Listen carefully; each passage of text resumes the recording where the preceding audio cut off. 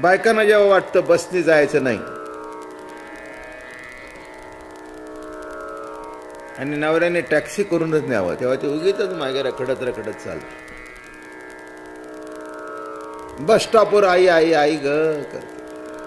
नवरा म्हणतो काय झालं, थकलीस का? बरं जाऊ दे, चल आपण रिक्षा करू. हा, रिक्षात बसली की एकदम ठणठणीत बरी झाली बघा. याच्यातलं कुणाला काही माहिती आहे का? मजा आहे वाटी. तसं राधेच्या सुद्धा हे अंगात होतं. उगीच मागे पडू लागली, उगीच थकली, मला नाही चालतंय, मी आता दमले. या वनातून त्या वनात, त्या वनातून त्या वनामध्ये निघाले फिरत फिरत फिरत, मी थकले आता, मला काही. कृष्ण म्हणला आता काय करू? असं करा ना, मला तुम्ही आता खांद्यावर या. बघितलं काही झालं, चुकलं, इथे जागा सुटली.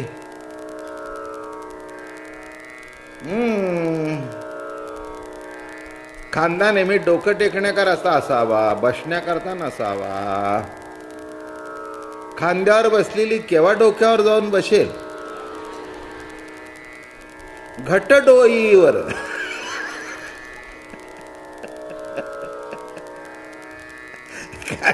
घट कमरेवर.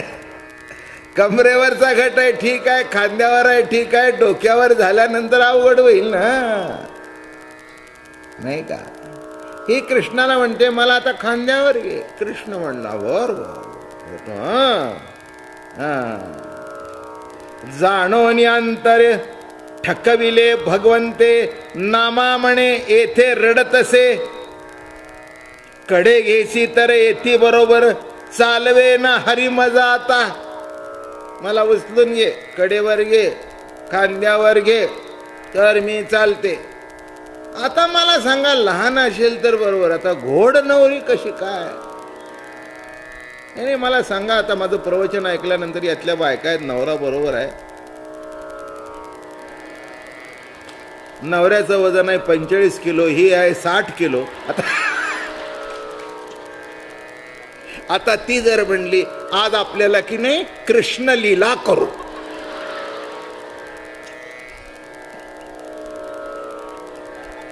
काय होईल?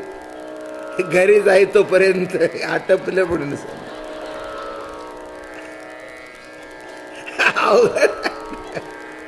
नाही नाही, म्हणून एक लक्षात ठेवा, कृष्णचरित्राचं अनुकरण करायचं नसतं, ऐकायचं असतं. आणि अनुकरण करायचं असेल तर रामायणाचं अनुकरण करा, कृष्णचरित्राचं अनुकरण करू नका. हो, नाही तर लगेच एक म्हणेल कृष्णाने असं केलं, तुम्ही एवढे कोण लागून गेले जागीदारके बेटे. पण पुढे काय झालं ऐका.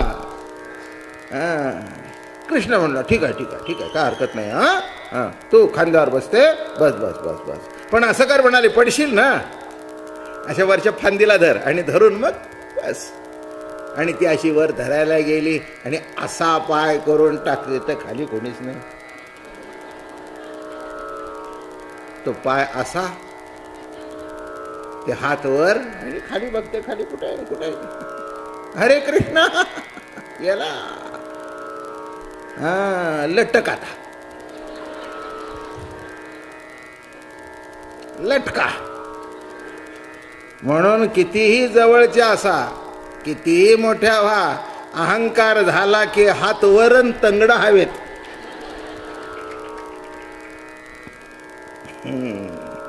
एवढं विसरू नका कधीही गोष्ट. काय गोपी भाग्यवान आहेत खऱ्या, गोपी मोठ्या आहेत खऱ्या, पण तिला जर अहंकार झाला, तिला असं वाटलं मी एकट्या करताच नाही, इथे जमलं, संपला, इथे लटको, खाली बघतोय तो खाली कुठे काय. मग कृष्णा कृष्णा, बर अशी लटकली की उडी टाकता येईल. ते कृष्ण त्याच्या बाबतीत परफेक्ट बघा,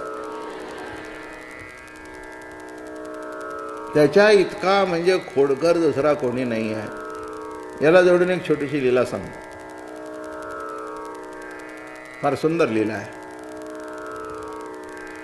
एक स्त्री अशी विहिरीजवळ पाणी भरायला आली, गोपी, आणि असं सुंदर फूल लागलेलं होतं त्याला, आणि हा वर बसला होता. त्यांनी ते काय केलं, लीला करायच्या कारणाने ती फांदी इतकी खाली आणली की अशी विहिरीच्या बाहेर दिसत होती. पण आता बायकांचा स्वभाव असतो ना, कुठेही फुल दिसले की घालात. म्हणून प्रत्येक बागेमध्ये बोर्ड लावलेलं असतं, फुल तोडू नये. ते आपल्या करता नसतं, यांच्या करता असतं.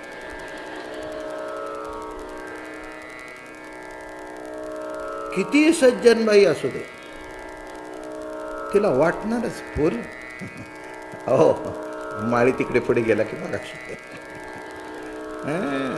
तिला वाटतच ते फुल तोडून घ्यावं. स्त्री स्वभाव आहे त्याला. पुरुष म्हणाला, अगं तू काय भानगडी करते, एका फुला करता त्याचं ऐकून घ्यायचं, त्यापेक्षा चल ना, तुला मी घेऊन देतो ना 5 रुपयाचं फुल, कशाला भानगडी करते. नाही, पण ते तोडून घेण्यात जो आनंद आहे, काय काय जीवाचा स्वभाव मोठा विचित्र आहे नाही का. फार मोठं, खरंच गमतीदार आहे सगळं, बघण्यासारखं. आपल्या घरात 10 कपाटं जरी असली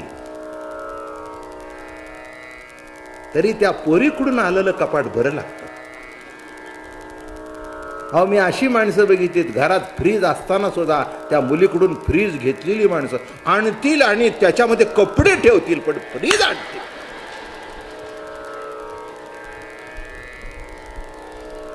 माझ्या बोलण्यामध्ये किंचित अतिशोक्ती नाही आहे, असे इथे असतील बघ, गॅरंटी. मग मी बघितलं, म्हटलं हे 2-2 फ्रीज, अहो म्हटलं सोडायचं का, फुकटचा.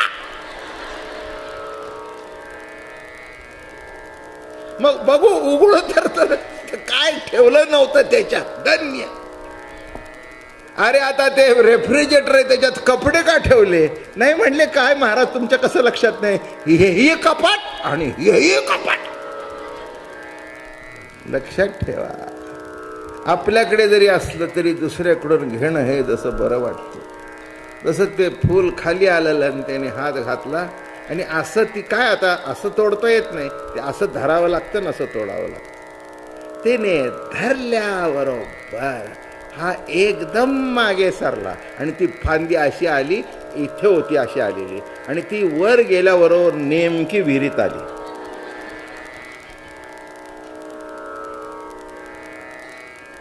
नेमकी विहिरीत. इकडे बघते तिकडे बघते, अरे बापरे. तिला कळलं नाही की मगाशी फांदी खाली कशी आली होती ना, आता नेमकी वर गेली ती. अरे हेच तर लीला आहे. आपल्याला जीवनामध्ये वाटतं सगळं माझ्या हाताला आलं, हाताला आलं म्हणून तोडायला जातो, हात तिथपर्यंत पोचतो, मग खाली डोकावून बघतो, अरे म्हटला खाली तर विहीर आहे. म्हणून जरा विचार करा. आणि मग शेवटी ती ओरडू लागली, अरे कोण, अरे मला वाचवा, अरे वाचवा. हा वरून बसला होता. अरे म्हणे तू केव्हापासून आहेस. अगं म्हणला केव्हापासून काय विचारतेस, तुझ्या जन्माच्या अगोदरपासून. अरे ही कसली लीला, अरे हीच तर माझी लीला आहे. तुला वाटतं सगळं माझ्या हाताला येतंय, पण मी तुला दाखवून दिलं की हाताला येऊन सुद्धा हातातून कसं जातं ते दाखवलं. कळलं का रे. आहे ना. तुम्हाला सुद्धा असं वाटतं आपल्या कर्तृत्वाने हातात खूप आलं असं वाटल्याबरोबर तिथे दिसतं की जे आलं होतं ते आलं नाही, ते खड्डा आहे. मग शेवटी बाहेर कशी पडली.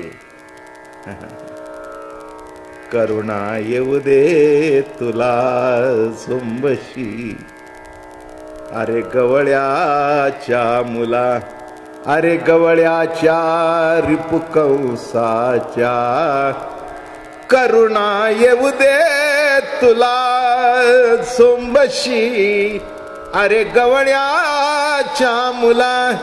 प्रार्थना केली आणि म्हणाली, प्रभू अरे काय केलंस, आता काय केलं म्हणून काय करते. शरण आली. अरे म्हणजे आहेच आहे, आहेच आहे, आहेच आहे. आणि मग पुन्हा वाकवली, सुटली. मग हात जोडले, प्रभू अरे सुखही आणणारा तूच आहे, दुःखही आणणारा तूच आहे. लक्षात ठेव म्हणले, विसरू नकोस. सुख देणारा जसा मी आहे तसं दुःख आणणारा मीच आहे, आणि त्या दुःखातून बाहेर काढणाराही पुंडलिक वरदेव हरी विठ्ठल श्री ज्ञानदेव तुकाराम. विठ्ठल विठ्ठल विठ्ठल विठ्ठल विठ्ठल. पुंडलिकावरदे हरी विठ्ठल श्री ज्ञानदेव तुकाराम. ज्ञानेश्वर महाराज तुकाराम. मन मंदिरा गजर भक्तीचा.